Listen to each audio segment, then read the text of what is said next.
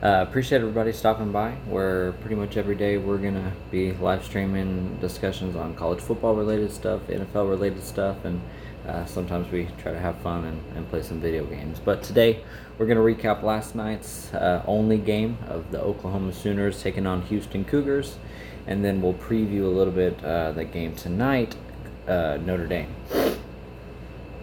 Well, initial thoughts on Houston and Oklahoma. I was a little nervous. I think I said it was probably going to be around a 52-34 game, I believe is what I said. I changed it to yesterday's stream. Ended up being 49-31, so I was about 3 points off on both teams.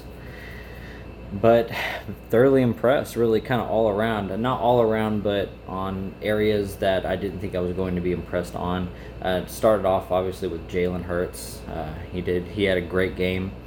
We'll get into details here in a little bit, but I thought he came out strong. Really, the offense just came out strong. Obviously, that's kind of expected.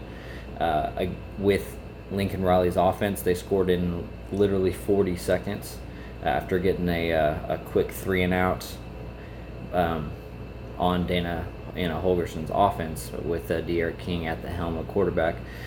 The defense is really the story for me personally.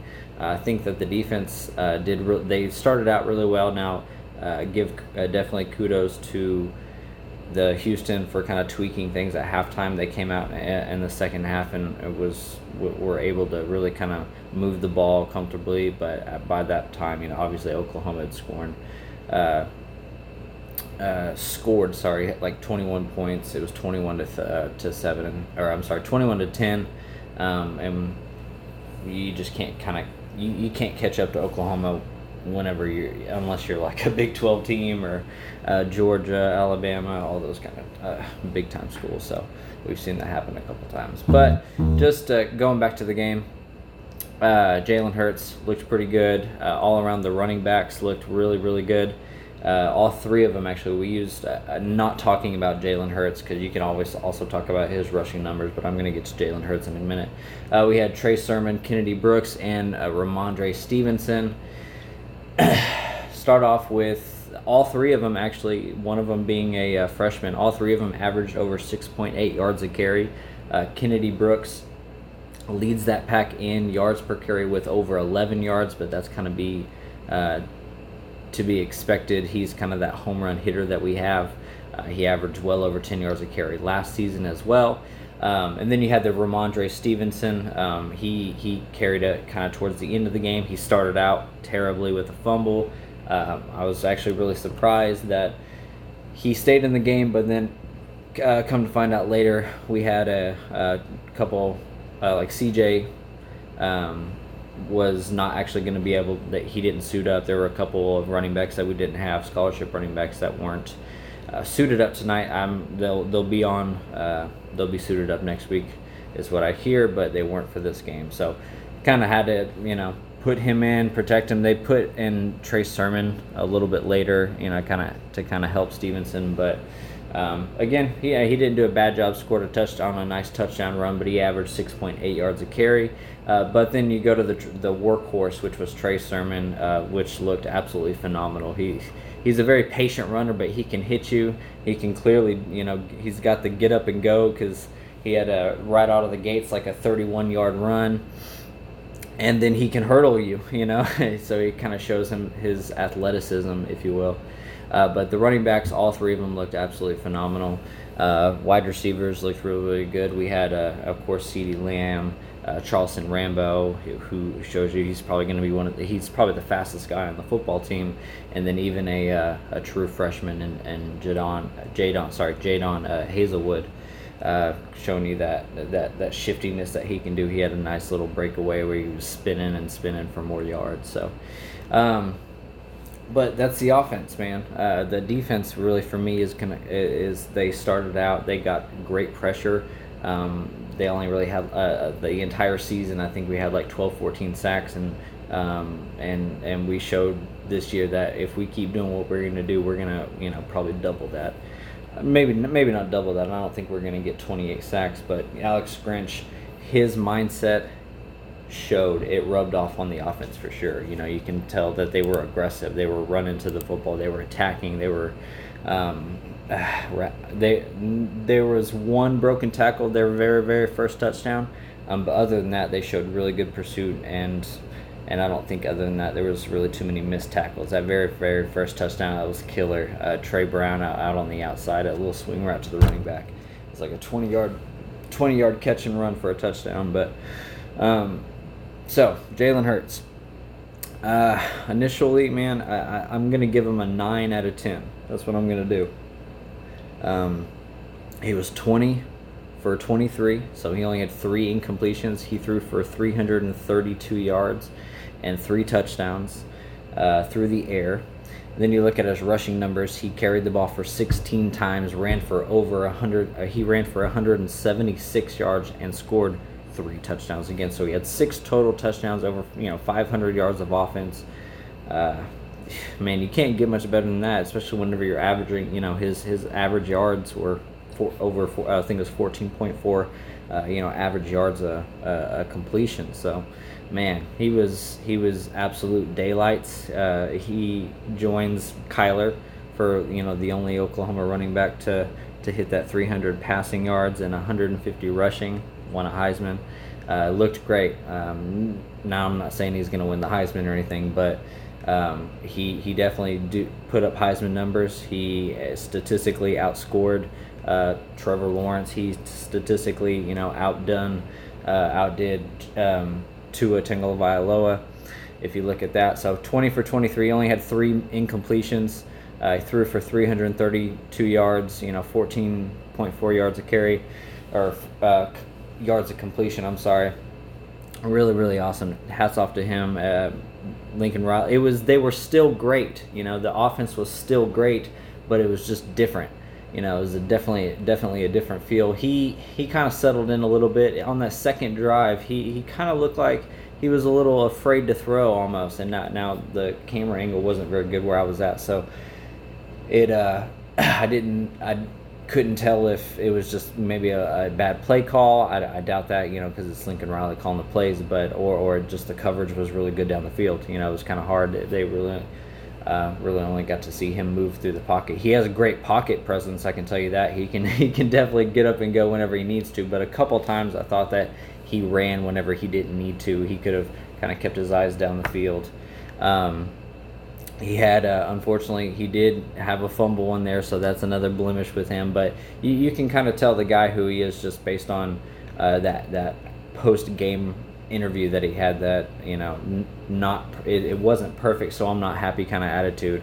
And I'm sure that's obviously where he picked that up from going to Alabama and being under Nick Saban.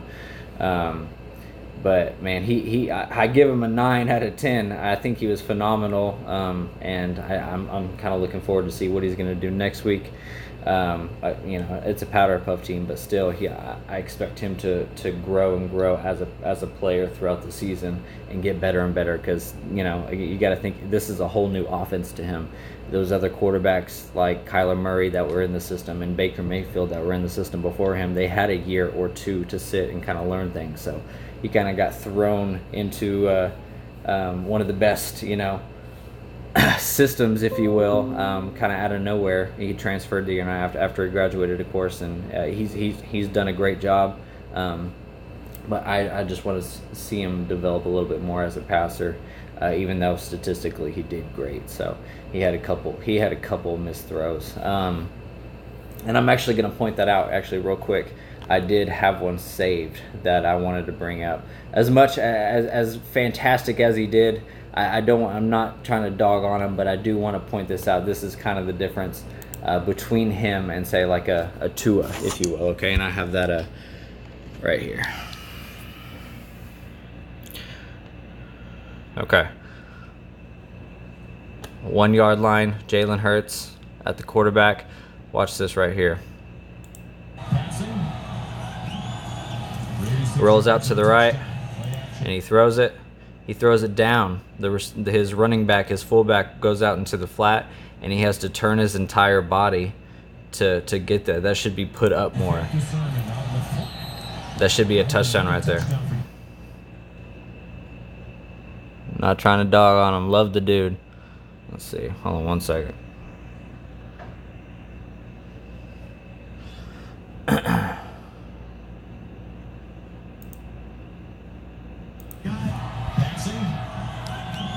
All right, here it is. Lay it on him. Put it on him. All right. That's just one example. You know, the dude had only 3 incompletions all night, but that was that should have been a touchdown right there. All right. I'll give you a perfect example. Here you go, right here. Same comes from Alabama. This is this week against Duke. Okay. Tua is going to roll out to his right. Watch this. This is the difference between these two guys. Rolls out to his right, puts it on him, perfect in between the right over this guy, right before that guy can realize what's going on and make a play on him. Also want to point out that right there, Jalen Hurts is right-handed, so that play should be easier for Jalen Hurts. Tua is left-handed, so he literally has to turn his entire body, set his feet, and then throw that ball. So should be easier for Jalen Hurts, and you know, Tua executed it a little bit better. That's just a testament kind of to Tua. He's a great player. I'm not, you know, he's definitely in the Heisman top 3 quarterbacks in college. But Jalen, you know, that's just something that Jalen's going to have to kind of work with a little bit, with Lincoln Riley through practice, all that kind of stuff. Again, this is a whole new system to him. Now, Tua's been in there for 3 years now, so excuse me, that Dr. Pepper. So just little things that I was trying to kind of pick up. There were a couple of other ones I wanted to clip, but as you can see, I'm not at my house. I'm not in the studio, you know. As you call it, so in the dome. I'm actually hanging out with my mom's today for Labor Day. So, but I definitely wanted to get this out to you guys because you know I only want to do about one a day. I don't want to bomb you guys with a bunch of streams. So, but you know it was phenomenal. You know, statistically he even did better than Tua. Tua was 26 out of 31. He threw the same amount of yardage. He threw like 3 yards more.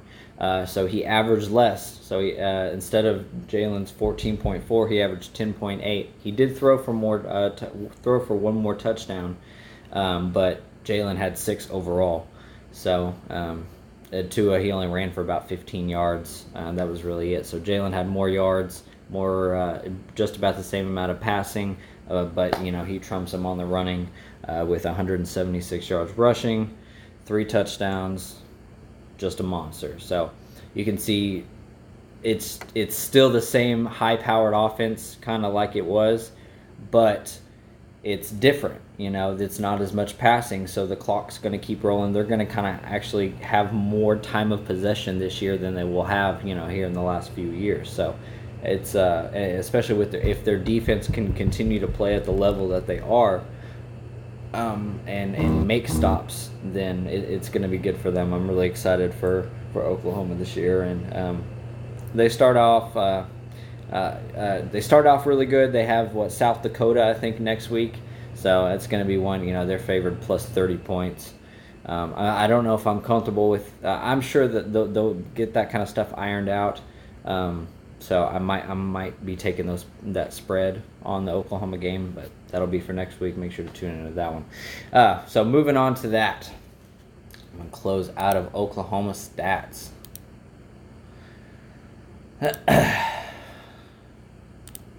All right. So now we're going on to tonight's game. It's going to be at 7 o'clock.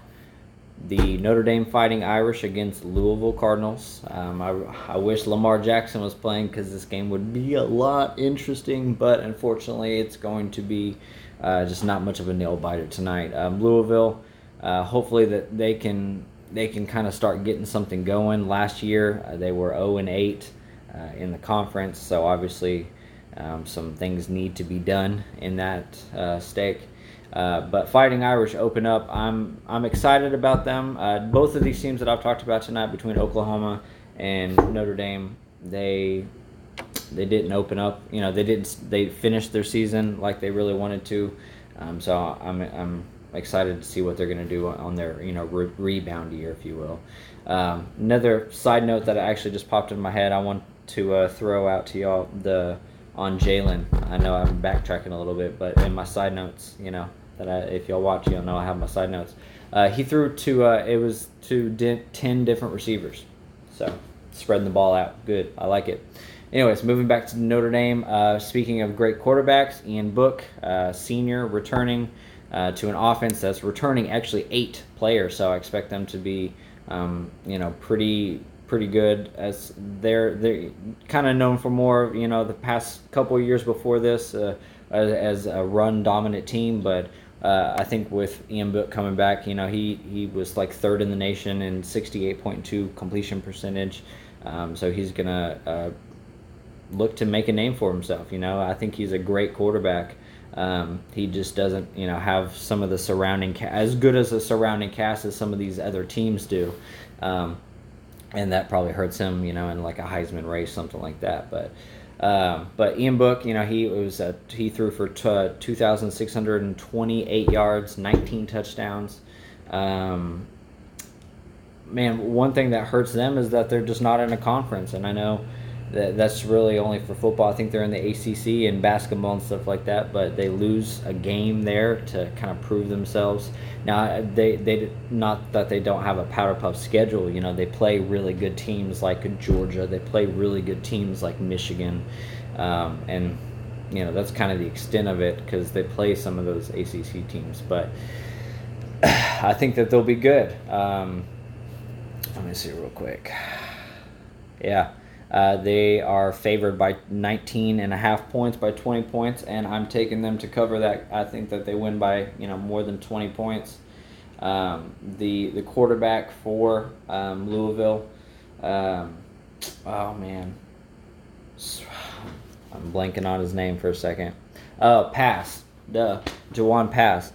He kind of looks up. He hopes to take some steps forward this year.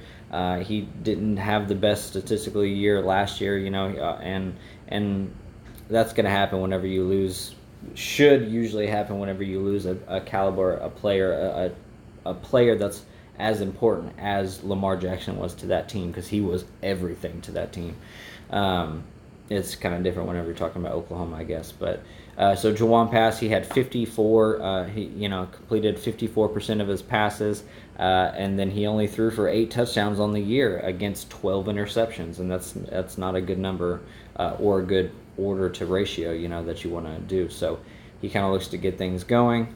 Notre Dame gonna roll, take the points. They're gonna win by more than 20.